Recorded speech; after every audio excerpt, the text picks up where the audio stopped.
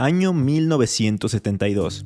En Sudamérica ocurre el milagro de los Andes, cuando son rescatados 16 miembros de un equipo de rugby uruguayo luego de permanecer 2 meses a la intemperie de la cordillera andina, producto de que el avión en el que viajaban se accidentara. En México es secuestrado el vuelo 705 de Mexicana de Aviación, con el objetivo de exigir la liberación de 5 guerrilleros de la Liga de Comunistas Armados, quienes estaban detenidos. Pero además de estos hechos tan trascendentales, ese mismo año, en Saltillo, hubo uno de los peores accidentes ferroviarios de la historia de México, que dejó a cientos de personas fallecidas y un sinfín de teorías acerca del por qué ocurrió el siniestro. Vamos a conocer la historia.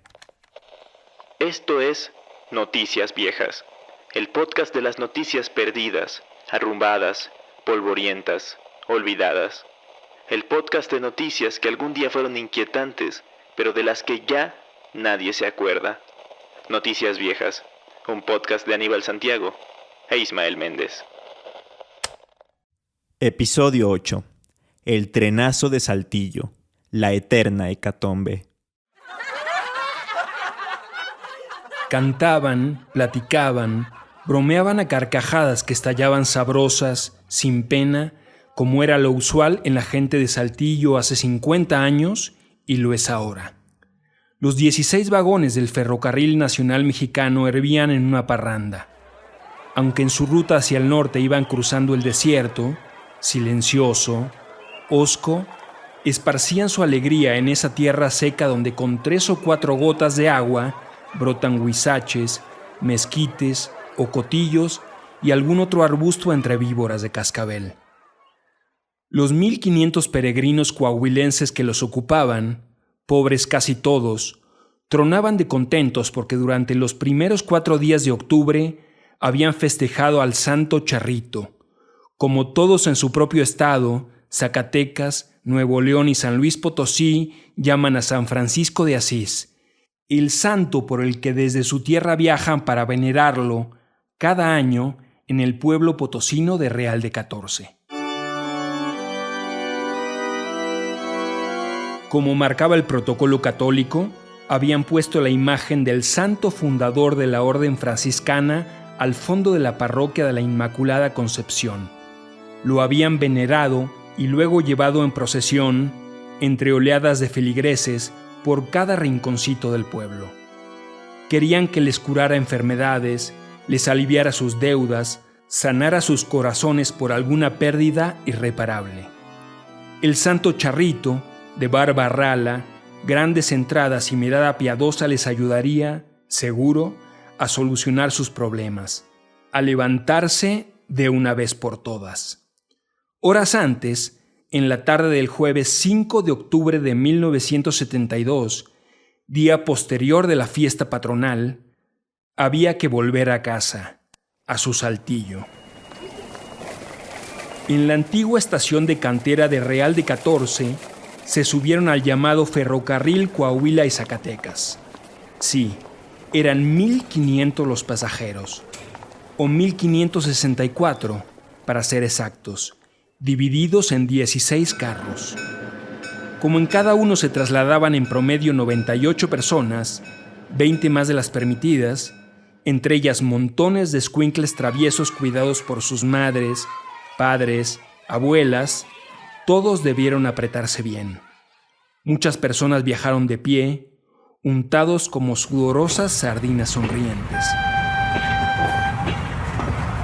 Nadie tenía la menor idea, pero el maquinista que los conducía era Melchor Sánchez Chavarría, un experto con 34 años de servicio que se había iniciado en las lides ferrocarrileras en los lejanos tiempos de la expropiación petrolera. El viaje, de cerca de 300 kilómetros hacia el norte entre Real de 14 y Saltillo, duraría unas 7 horas. Había que ser pacientes.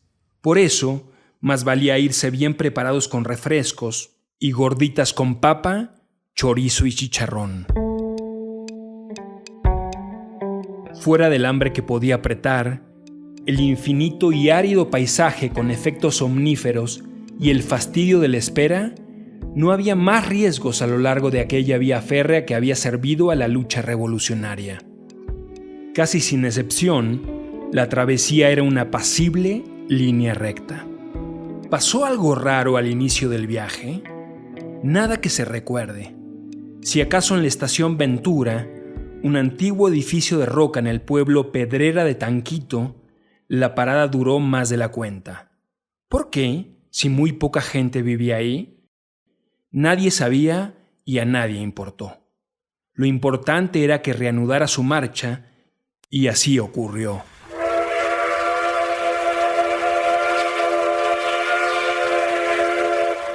Todo bien, hasta que de pronto, como si la fe eufórica de los pasajeros se contagiara al maquinista, el tren empezó a acelerar más de lo usual. A los minutos ya era un cohete. De 8 años, la pequeña Mari Cruz García dormía al lado de su familia en un vagón intermedio, pero algo la hizo abrir los ojos. Aumentaba la velocidad. Un tío que trabajaba en el ferrocarril se asomó por la ventana y dijo que no le parecía normal que fuera tan rápido. Recordó Mari años después del suceso. Arrastrados por las máquinas 8409 y 8405, 16 vagones surcaban el desierto a 120 kilómetros por hora, doble de lo permitido. Los pasajeros aterrorizados no tenían mucho que hacer. Quizá alaridos, ruegos de piedad a todo pulmón, y en algunos la resignación de que aquel monstruo de hierro se frenaría del peor modo.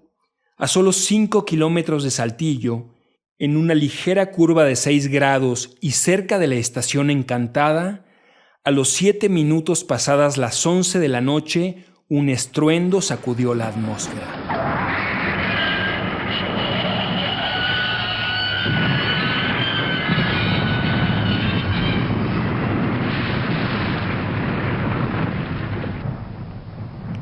Al fin chocamos con algo.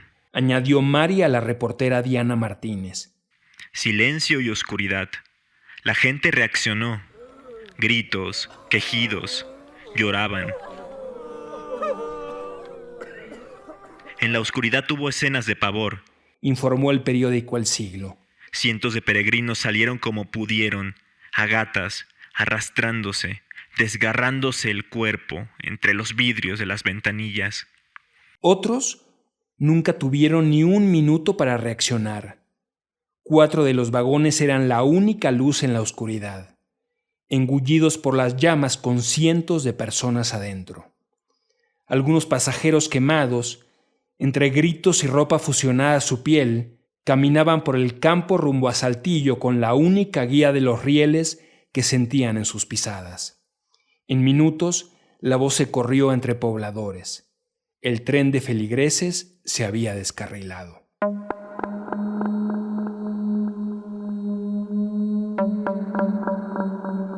A los habitantes del sur de la ciudad, la medianoche los sorprendió con imágenes de terror. Los supervivientes, algunos con la piel ardiendo, otros ensangrentados, tullidos, pedían auxilio para rescatar a sus familiares entre los fierros retorcidos, los vagones en fuego, encimados. De a poco, con lentitud comprensible porque la ciudad a esas horas comenzaba su sueño, algunos socorristas aislados se acercaban. Los niños deambulaban perdidos y sangrantes pidiendo ayuda. Nadie reconocía a nadie. La gente feliz de hace minutos era ahora una marcha fantasmagórica. Unos socorristas llegaban corriendo al escenario entre la maleza, otros en ambulancias. Brazos, piernas, cabezas, ardiendo. Total la locura. Mujeres y ancianos comenzaron a protagonizar indescriptibles casos de histeria. Todo mundo llamaba a todo mundo. Imposible asentar en papel lo que ocurría. Aceptó El Siglo. En cada metro cuadrado una víctima gritaba. Todo era confusión acrecentada conforme las llamas de los vagones se contagiaban avivadas por el viento. Los clamores del interior de los carros se hacían uno con los de afuera, porque paramédicos, enfermeras, vecinos que salían a ayudar, reclamaban con el fuego iluminándolos que ni las vendas, ni el alcohol, ni las medicinas bastaban para atender a la multitud. Las ropas de los heridos se volvían camas para los moribundos. El periódico La Prensa del DF acudió a la mirada de su corresponsal. El fin del mundo. Todo se convirtió en segundos en un montón de chatarra, donde la muerte sentó sus reales, escribió Matías Cárdenas. Los rescatistas de la Cruz Roja, soldados y la gente común sobrepoblaban el paraje del descarrilamiento, pronto cercado entre ellos mismos. Los deudos que impotentes entre lágrimas miraban los amasijos metálicos y miles de curiosos que sentados en una loma junto al puente Moreno miraban como en un set cinematográfico. Aunque lo observado no tenía nombre, lastimaba tanto o más lo que se oía. Montañas de chatarra, de entre las que salían gritos lastimosos de los atrapados.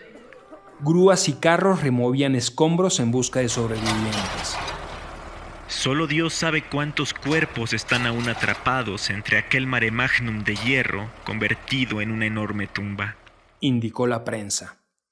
El hedor de la carne quemada obligaba a los socorristas a cubrirse con pañuelos la nariz. A través de radiofotos, un sistema transmitido con ondas electromagnéticas, a todo México y el mundo llegaban imágenes de la extracción de cuerpos, las brigadas sanitarias que desinfectaban la zona por el tufo insoportable y los trabajadores del Panteón de Santiago cavando fosas comunes para enterrar cadáveres o partes de cuerpos. Los socorristas trepaban a los carros volcados y hurgando entre butacas destrozadas se extraían vivos y muertos. Ángel Pulido, paramédico del IMSS, dio su testimonio. Esto es espantoso. Al principio solo llevé en la ambulancia a los muertos, pero había demasiados heridos. Acomodé unos y otros como pude. Tratamos de amortajar a los cadáveres, pero no era posible. Perdíamos mucho tiempo. Los tuve que acomodar a como llegaban. Desesperadas por noticias de sus hijos, madres enloquecidas de dolor llegaban al Hospital Civil de Saltillo, la Clínica 1 del IMSS y la del ISSSTE, el Hospital Ferrocarrilero y el Hospital Universitario. No se daban abasto ni con su personal ni con las camas y debieron derivar heridos a hospitales de la vecina ciudad de Monterrey. Las mueblerías donaron colchones para acomodar a los pacientes. Esther Salas, enfermera entrevistada por Tele Saltillo, narró lo visto en el anfiteatro del Hospital Civil de la ciudad. Muchos cuerpos calcinados, llenas las mesas con cuerpos unos sobre otros. En un rincón, brazos, piernas. Me dieron una bandeja, jabón, toallas para ir lavando las heridas y una enfermera las cosía sin ninguna técnica. Los reos de la penitenciaría fueron obligados a donar sangre y a fabricar ataúdes, en muchos casos inútiles porque lo rescatado eran cuerpos mutilados, metidos en bolsas de nylon destinadas a las fosas comunes del Panteón de Santiago y a otras fosas de la ciudad que se abrieron en cuestión de minutos. En las tumbas hay un expediente en que se explica la media filiación de la víctima, el color de su ropa, los objetos que les fueron encontrados y a veces unas fotografías de los cadáveres que son de poca ayuda, pues la mayoría de las víctimas quedaron desfiguradas, narró El Siglo. La ropa negra se agotó en 2 días en toda la ciudad, que era la desolación. Decenas de desamparados que perdieron a su padre, madre o a todos sus parientes mendigan alimentos. Se ven niños por las calles de Saltillo vistiendo harapos en pos de un pedazo de pan. La Catedral de Santiago y las parroquias saltillenses se atiborraban de fieles en las incesantes misas de cuerpo presente y los sermones se confundían con el ulular de las sirenas. Cerraron cabarets y cines que por esos días pasaban los éxitos nacionales El Metiche de Capulina y Tonta pero no tanto de la India María. Se prohibió la venta de sotol y todas las bebidas alcohólicas, y desde el gobierno estatal se lanzó la orden de suspender la música en la radio. Durante días no se oyó el máximo éxito de ese 1972, por el amor de una mujer de Julio Iglesias, que hizo una donación para las víctimas, lo mismo que Juan Gabriel, Chespirito, Pelayo y el Loco Valdés. El Papa Paulo VI mandó su pésame. ¿Y el presidente Luis Echeverría? Distante, mandó su condolencia al gobernador de Coahuila, Eulalio Gutiérrez.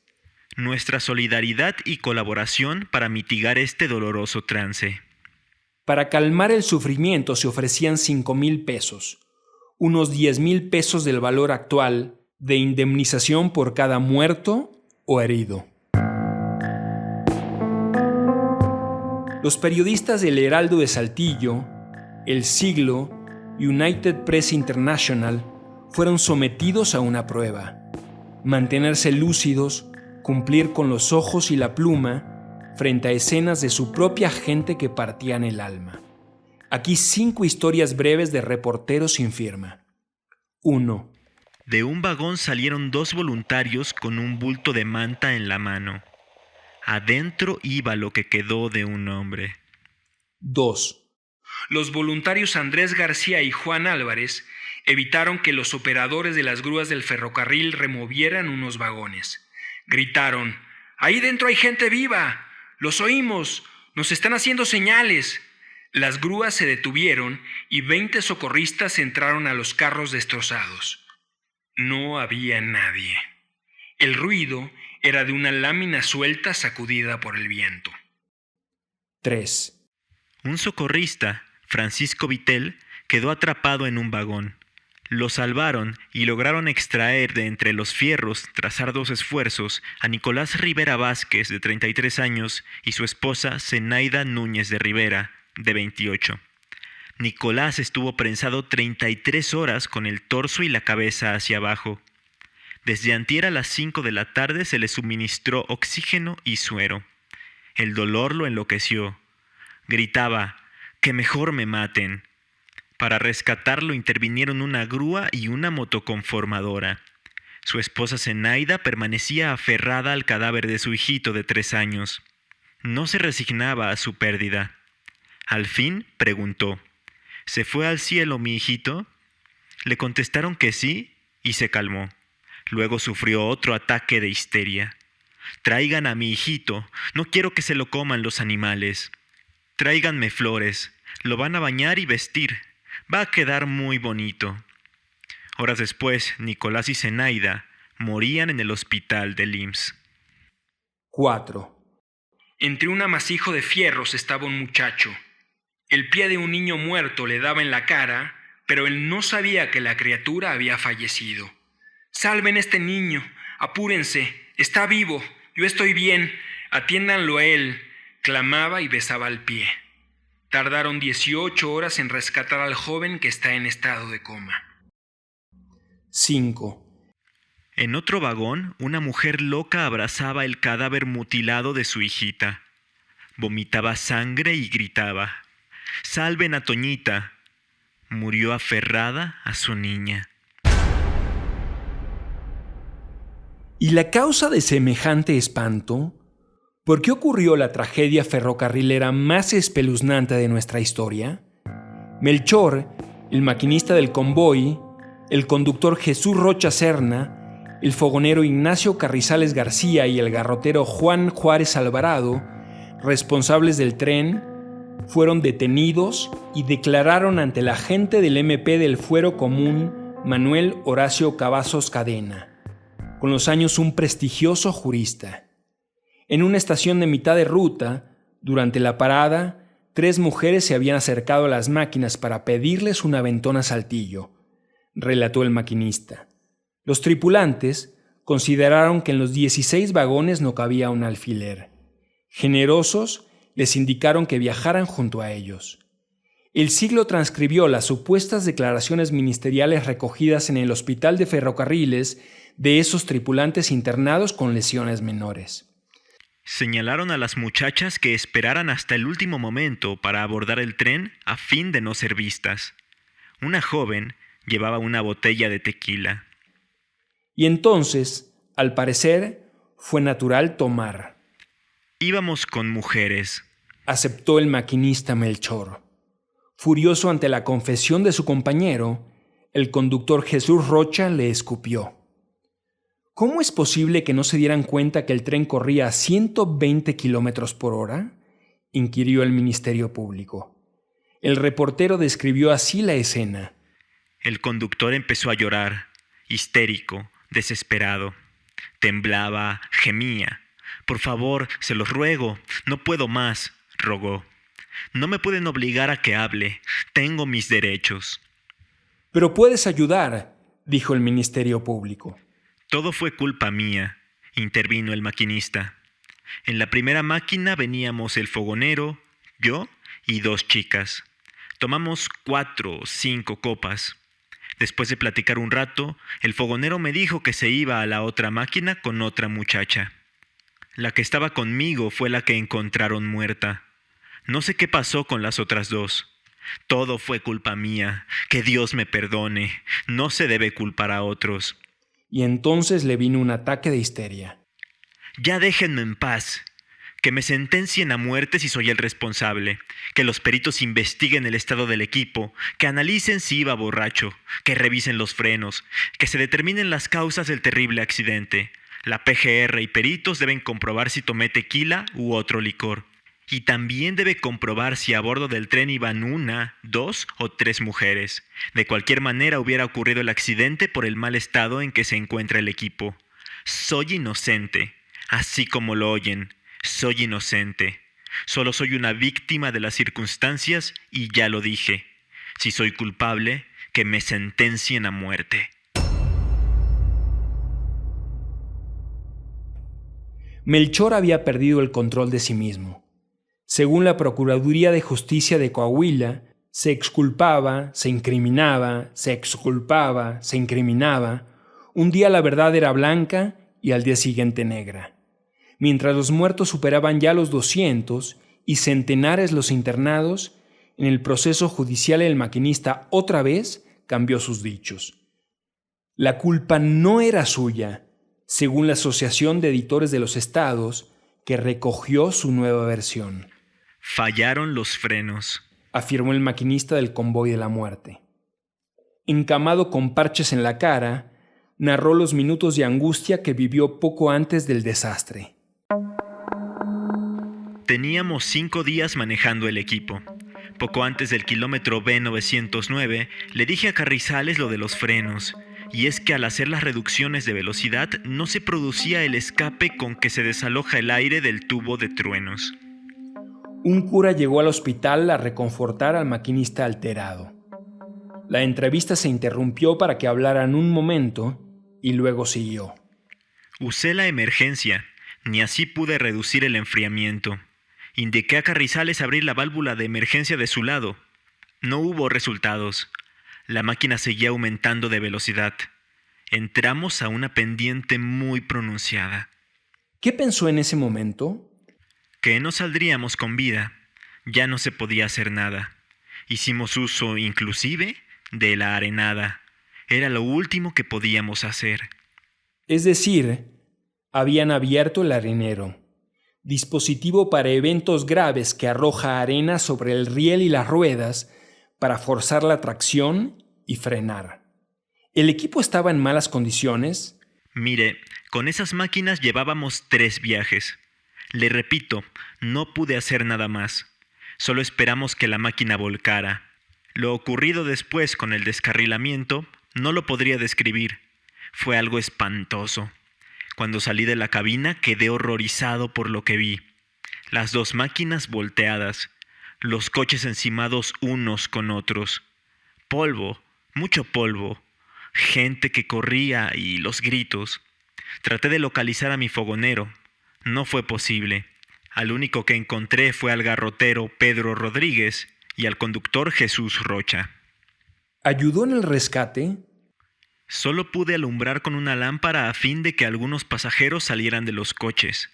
Luego alguien me agarró y me subió a la máquina de patio y me llevaron al hospital. ¿Había ingerido alcohol? Juro por mis hijos que no tomo.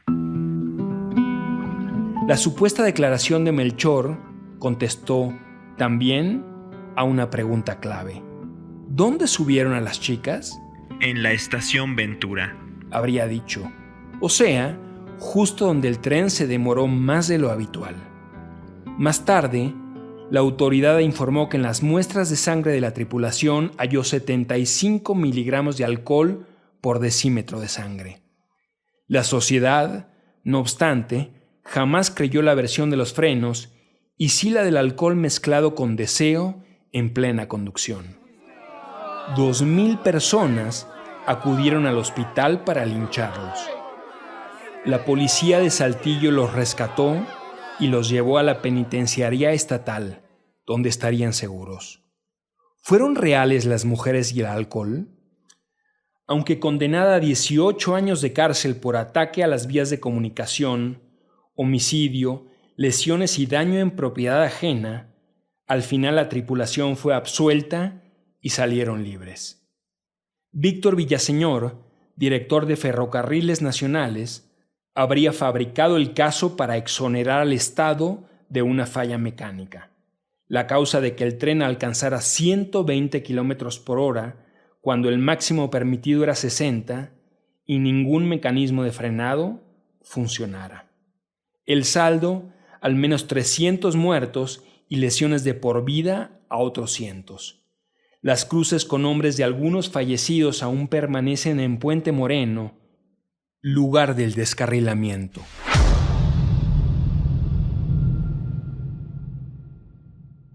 En Saltillo, los únicos beneficiados de la catástrofe fueron los vendedores de flores, que no se daban abasto con la desconsolada solicitud de miles de deudos, quienes llenaban de pétalos de colores las fosas comunes. ajenos a las lágrimas y las súplicas, vendían un ramo de rosas en 150 pesos. Denunció al diario El Siglo, que describió así una escena de duelo de una ciudad que, justo 50 años después del suceso más doloroso de su existencia, no olvida.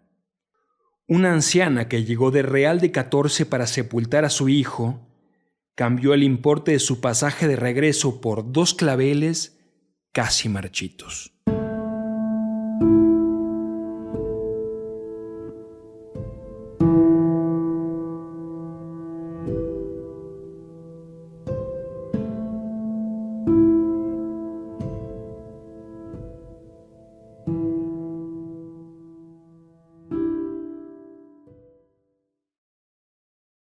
Noticias Viejas es un podcast escrito y narrado por Aníbal Santiago, con grabación, edición y postproducción de Ismael Méndez. Noticias Viejas, el podcast de las noticias olvidadas y asombrosas.